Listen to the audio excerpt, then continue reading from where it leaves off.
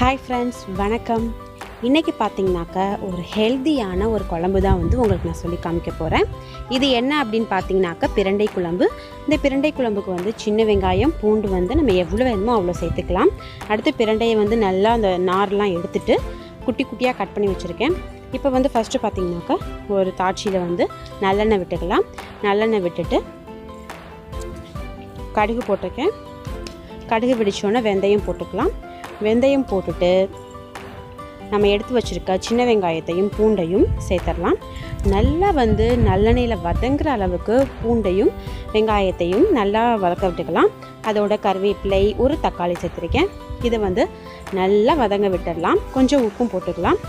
வதங்க வச்சுட்டு அப்புறமா நம்ம எடுத்து வச்சுருக்க பிரண்டையை சேர்த்துடலாம். பிரண்டை பார்த்திங்கனாக்கா ரொம்ப உடம்புக்கு நல்லது. எலும்புகளை நல்லா பலப்படுத்தும்.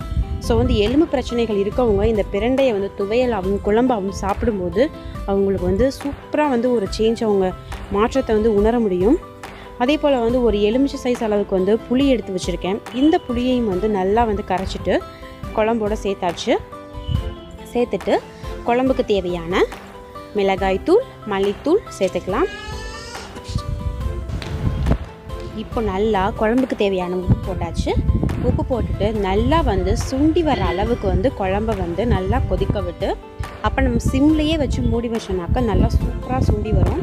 அவ்வளோ நேரத்துக்கு நம்ம நல்லா கொதிக்க விடலாம். இப்போ குழம்பு நல்லா கொதிக்க வந்துடுச்சு. இனிமேல் கொதித்து அது சுண்டி ரெடியானதுக்கப்புறம் நமக்கு சூப்பரான ஒரு ஹெல்த்தியான ஒரு குழம்பு ரெடி ஆயிரும். இதே போல் நீங்களும் செஞ்சு பாருங்கள். மறக்காமல் சேனலை சப்ஸ்கிரைப் பண்ணி வச்சுக்கோங்க. பிடிச்சிருக்கு அப்படின்னாக்கா லைக் கொடுங்க. நன்றி, வணக்கம்.